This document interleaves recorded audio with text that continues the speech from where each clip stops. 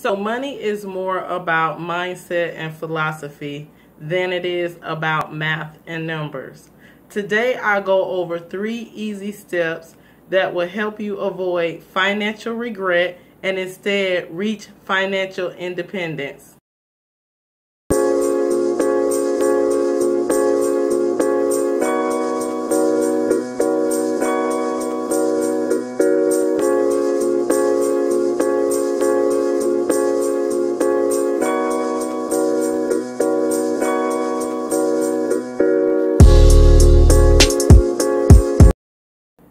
So, as you heard in the intro, today we're talking about the 3 easy tips that will help you avoid financial regret and instead reach financial independence. If you guys haven't yet, make sure that you subscribe to the channel, like this video, as it does help a YouTuber like myself grow my channel, and also be sure to hit the bell notification so that you are notified when I make other videos just like this one. Now, the first easy tip to becoming financially independent and avoiding financial regret is to have an emergency fund. I'm pretty sure that plenty of you have heard the term emergency fund before, especially if you follow the likes of Dave Ramsey and any other of the financial gurus that there are here available for us on YouTube. The reason why we should have an emergency fund is this is the #1 rule of personal finance. It is there to bail us out of situations, to pay expenses that shock us, such as the loss of a job, huge hospital bills, or maybe even just a large pet bill for a healthy pet, because we all know that we love our pets. It is there to cover any unexpected expenses. It gives us peace of mind in case of a financial emergency. Now, if you haven't heard of Dave Ramsey and his baby step #1, he suggests, and I'm just going to use this as a rule of thumb, is that we start with at least $1,000 in our emergency fund. Once we reach that $1,000 mark, we want to build an emergency fund to cover at least 6 months to a year of living expenses. And this really is based on your job, your life situation, and how risky your employment is, or maybe if you have a business, how much capital you have to put into your business each quarter or each month, based on how big of an emergency fund that you want to have. Now, #2 tip in avoiding financial regret and reaching financial freedom is my all-time favorite, and that is pay yourself first. This, to me, is the easiest way for anyone to get rich, is by paying themselves first. In my opinion, again, this is probably the #1 rule in becoming wealthy: paying yourself first. This is separate from an emergency fund. You should automatically be deducting a specific amount or percentage of money from your income every single week or every time you receive an inflow of income. What I always suggest as a starting point is, if you're able to, start with around 10%. But make sure that this money is automatically deducted from your account, or from your income, or from your checking account if you have all of your money directly deposited into your checking account, before you pay or buy anything. That's even including food, guys. You should be making sure that this money is going into a separate savings account before you even buy food, before you pay any of your bills. And most people, what they do is they save what's left after they pay their bills, which is what leads to a lot of people being broke, or what is considered poor. The rich, what they do is they pay themselves first, and then they spend what's left on bills, liability, and other expenses that they must pay. In every single money book or every single financial blog, the first thing they teach is that we must pay ourselves first. It is one of the oldest rules in personal finances. Now, when it comes to paying ourselves first, the reason why they suggest, and I always like to teach people to pay themselves first, is it helps us with the mental label of saving money for our financial independence is more important than what a lot of people like to do with their money, such as pay bills or keep up with the Joneses or whatever it is that we spend the majority of our money on. And the number 2 reason why paying ourselves first is so important is you are creating the good habits with money. You are setting money aside first for yourself, which makes it look like your bills and other things that you are spending money on is not more important than your future and your financial independence. You are building a nest egg which will one day lead to your financial freedom, guys. So again, paying yourself first, even though it's number 2 on the list, it is one of my biggest, I would say my biggest philosophies when it comes to personal finances. And once I got in the habit of paying myself first, once I understood why it was so important for me to pay myself first, even before I paid my bills, even before I put food in my house, it allowed me to first live off less than what I made. It also allowed me to budget my money better and look at the things that I was spending my money on. Now, the one other thing that I want to say about paying yourself first and also your emergency funds, these are 2 separate and 2 different savings accounts, guys.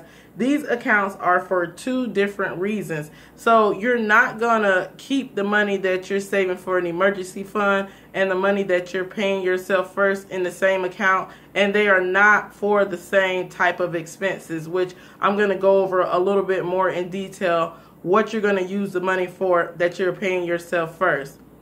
So begin paying yourself first by setting a number. Like I said earlier, maybe you want to go with 10%, maybe you want to go with a set dollar amount, but start somewhere, guys. Give yourself the habit of paying yourself first by starting with something. And don't think that it's too small of an amount that you're not going to start at all. I don't care if it's $10 per pay period or $100 per pay period, but start with something. Create the habit of paying yourself first. Next thing that you're going to pay yourself first is to plan for retirement. If you have an employee 401k, you should be contributing to this type of an account first as your first means of paying yourself first.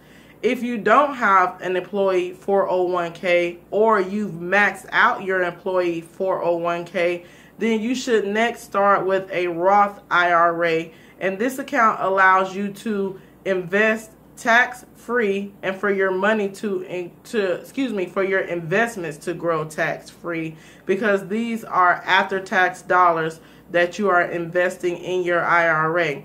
The earlier that you start, the longer your investments get to grow tax-free and also receive the benefits of compound interest. Compound interest is something that is working in your favor if you are putting your money to work in an investment account that allows you to receive compound interest, or even in a high interest savings account that allows your money to compound with compound interest.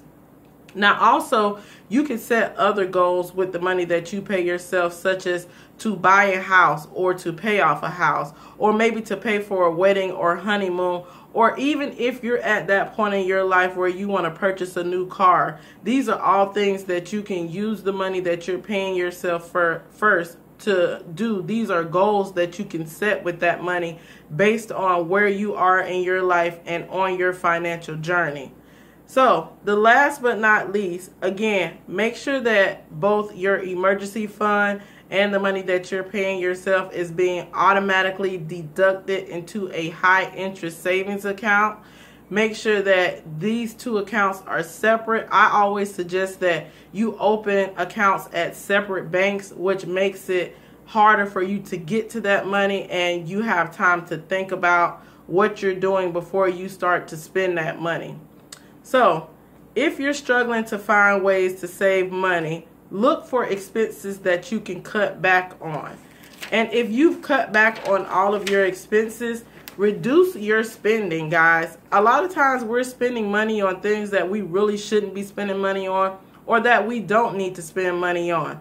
And if that still doesn't give you enough money to pay yourself, then pick up some extra hours at work. Get a side hustle. Look for a part-time job. Maybe even go after that raise, or either even get some type of new certification so that you can earn more money. If all else fails, hey, maybe you should look for a job, if you're able to, that you can earn more money in. And you can use your current job as leverage to either get that boss to give you a raise, or to get that next company to pay you more than what you're earning at your current job. Last but not least, step 3 to reaching financial freedom and avoiding financial regret is financial literacy. This is important because when we have skills about money and how to manage our money, we do so more effectively. When we understand how money works and we have the skills needed in order to manage our money, we do this more effectively and we get a better return from every dollar. There is a statistic that I'm sure that many of you have heard before, that 40% of Americans can't afford a $400 emergency. I hear this all the time online. I read this in all type of financial blogs. However, if people understood money more and we were more financial savvy, we understood how the financial system works, such as banks, credit cards, loans, interest, compounding, and inflation, I'm sure that this statistic of 40% of Americans not being able to afford a $400 emergency would be non-existing.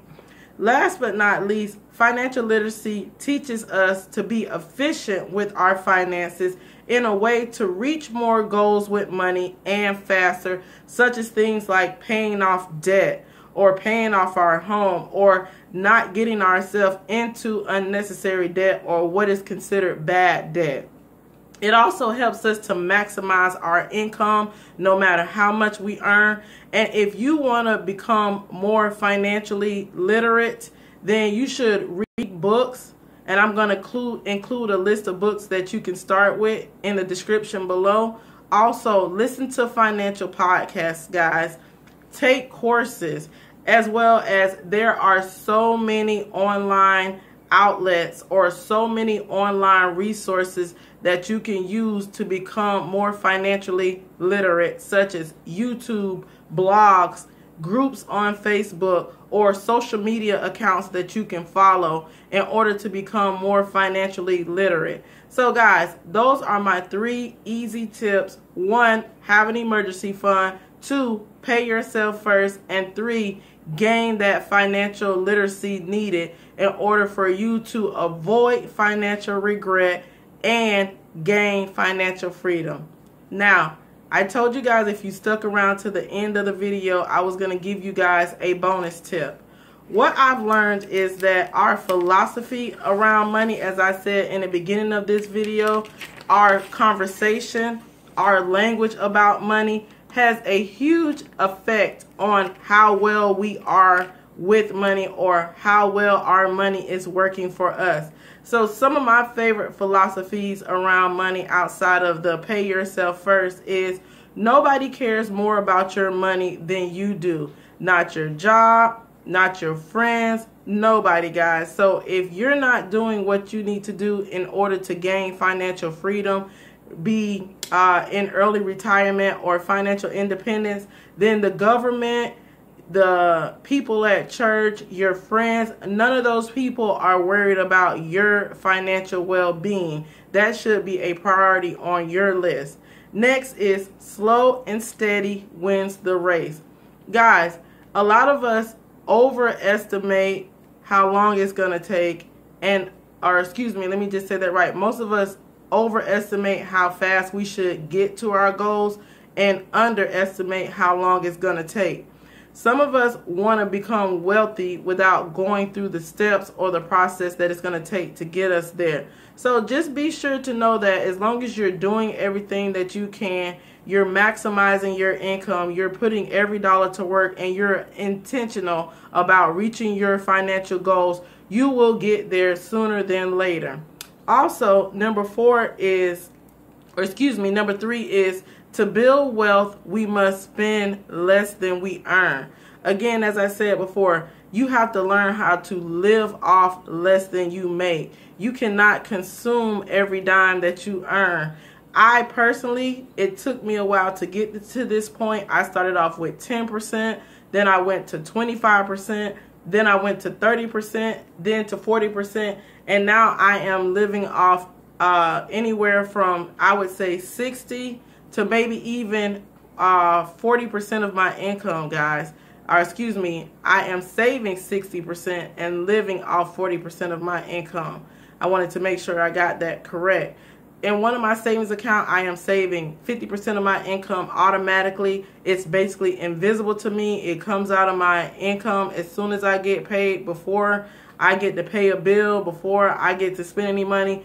50% of my income goes into a high interest savings account, but I also invest about 12 to 15% of my income. And then I just opened up my new SoFi financial account. But most important philosophy is we must remember that it's more important to be happy than it is to become rich. Do not let this journey of financial independence or becoming wealthy steal your joy or steal your happiness. Do not let it take you away from the things that you value most in life, and do not allow this journey of becoming wealthy or financial independence let you lose what it is that you really want to accomplish wealth for, or who it is that you really are inside. I hope you guys enjoyed this video. Be sure to hit the like button, subscribe to the channel, and everybody have a fantastic day.